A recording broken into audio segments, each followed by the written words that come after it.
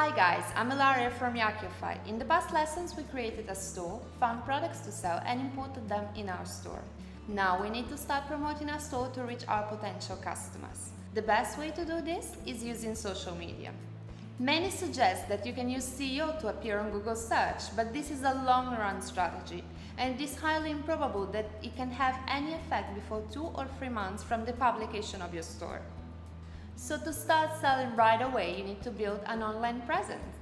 And the first thing we advise you to do is to create a Facebook page and start some Facebook ads campaigns. Continue to watch this lesson to learn how to create a Facebook ads account, how to connect it to your store, and how to create your first campaign.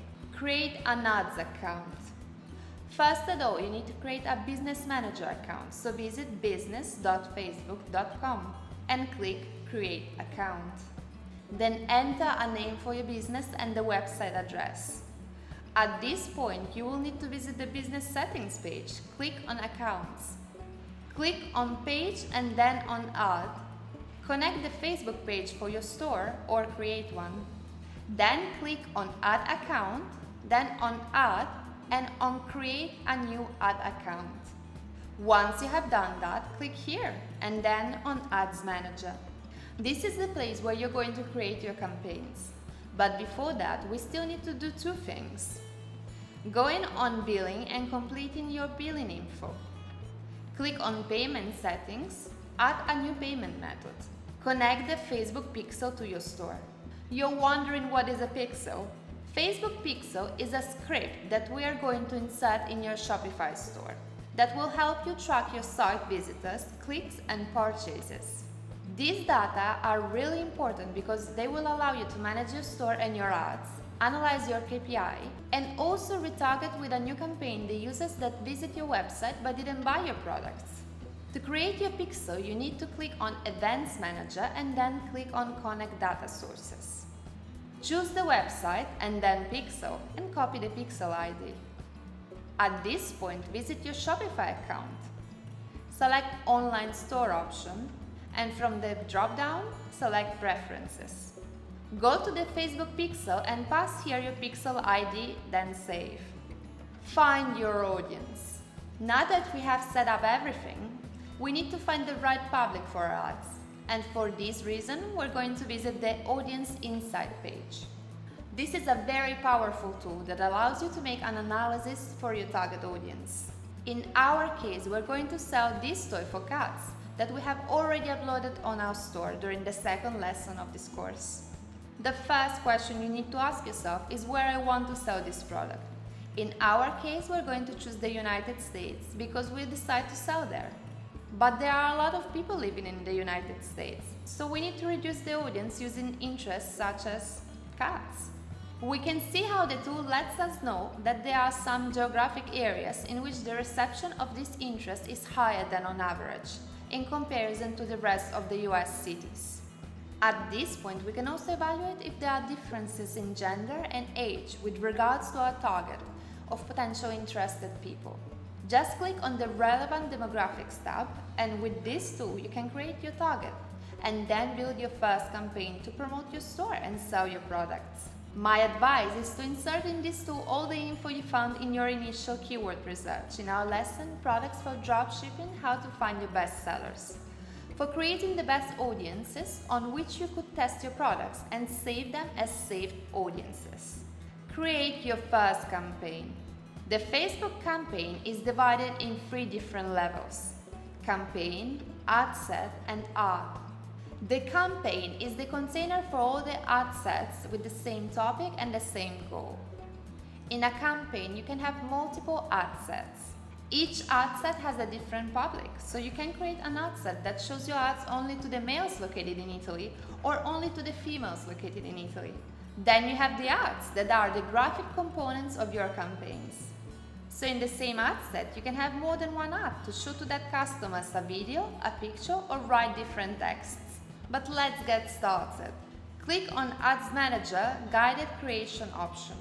Choose your campaign objective, choose the name of the campaign, set up your account with the currency and the time zone, click Continue. Ad set level.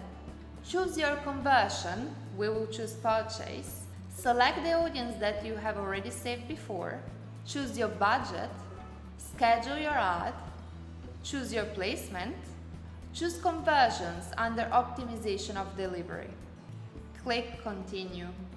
Once you have chosen your campaign settings, it's time to create your ad. That is the creative part of your campaign. Follow these steps to get started.